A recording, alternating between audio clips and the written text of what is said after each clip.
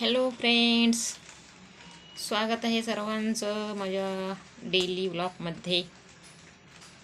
तर आज आहे बघा गुरुपौर्णिमा. तर गुरुपौर्णिमेच्या सर्वांना माझ्याकडून हार्दिक हार्दिक हार्दिक शुभेच्छा. सर्वांचे सर्व दिवस चांगले जावो, सर्वांचे मनोकामना काय इच्छा वगैरे असेल ते सर्व पूर्ण हो, ही माझी ईश्वरचरणी प्रार्थना. आणि बघा, आज मी गुरुपौर्णिमा आहे. सकाळी सकाळी पाऊस पण चालू आहे. हे बघा, पाऊस पण चालू आहे. म्हटलं काय करावं आता, काहीतरी हलकं हलकंच करायचं जेवायला.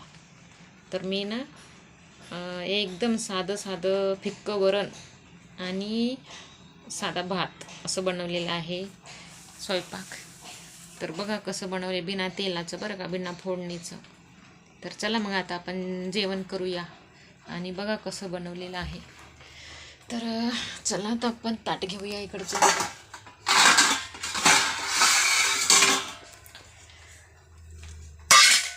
तुम्ही काय केलं आहे सांगा.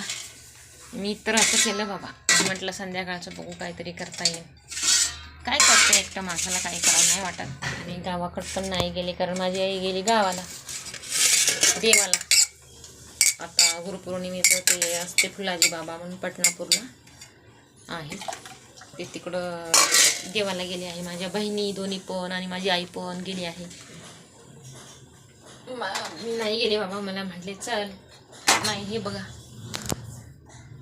ह्याच्यामध्ये आहे भात आणि ह्याच्यामध्ये आहे हे बघा आपलं पुराणा जमान्याचा.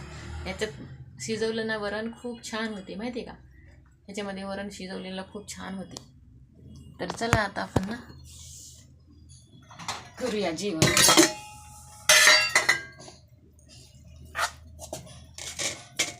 आणि वरण आणि चिकट भात, थोडा चिकट भात आणि सपक वरण एवढं मस्त लागते ना, मला लय आवडते. आणि ह्याच्यासोबत कुठलंही लोणचं असू द्या, मग घ्यायचं लोणचं. मिरच्याचं असो, ह्याचं काय म्हणतात त्याला, आंब्याचं असो वा लिंबाचं असो, कशाचं पण असो, तुम्ही कशाचं पण बनवते लोणचं. हे बघा, ह्याला ना शिजत वरण थोडंसं शिजत आलं ना, तेव्हा हळद टाकायची असतं याच्यामध्ये. हळद थोडंसं शिजत आली डाळ, तर तेव्हा मग याच्यामध्ये हळद टाकायची. मस्त ह्याच्यामध्ये शिजू द्यायचं, भारी शिजू द्यायचं, भारी. हे बघा वरण. तर मग शिजू द्यायचं आणि नमक पण त्याच्यानुसार ह्याच्यामध्ये टाकायचं. गरम पाणी वरून गरम पाणी ठेवायचं आणि गरम पाणी टाकत राहायचं ह्याच्यामध्ये.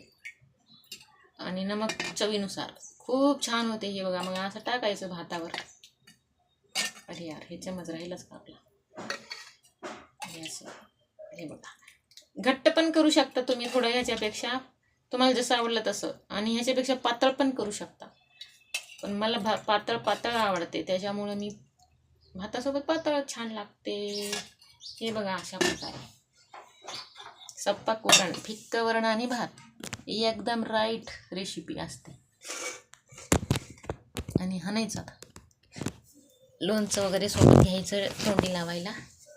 असं पण करून बघा कधी कधी, साधं लय भारी. रोज काय ते फोडणीचं असं वरण खूप छान लागते, माहिती आहे का. आणि प्यायला पण खूप छान लागते. सर्दी वगैरे झाली ना, तर असं साधं वरण एकदम त्याचं पाणी करायचं, पातळ, खूप पातळ. आणि पाणी करून पाणी प्यायचं. ते नमक व्यवस्थित, हळद व्यवस्थित. त्याला हळदीचं लय महत्त्व आहे याच्यामध्ये. हळद, टर्मरिक, त्याच्यामुळे लय भारी लागते. तर बघू.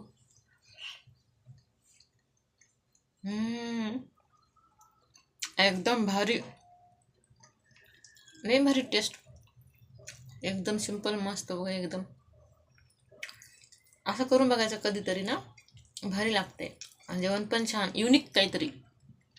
रोज तेलाचे पाण्याचे आहे ना ते तसलं, फोडणी देणं, हे करणं ते करणं. असं पण खूप छान लागते. आणि लोणचं वगैरे सोबत ठेवायचं, खायचं कधीतरी असं हलकं मस्त छान. मी तर आज असं बनवलं आहे बाबा, तर लयच भारी लागत आहे. एकदम राईट. तुम्ही पण करून बघा असं सपक वरण आणि भात. चपाती पण खाऊ शकता, तसं काय नाही. तर कसा वाटला माझा ब्लॉग, लाईक करा, वाटल्यास शेअर पण करा आणि पूर्ण बघा. हां, बाय बाय. आता मला तिकडं बघू बघू जेवण होत नाही, त्याच्यामुळं आता मी बाय करते आणि हाणते भातांवर. Okay, bye bye.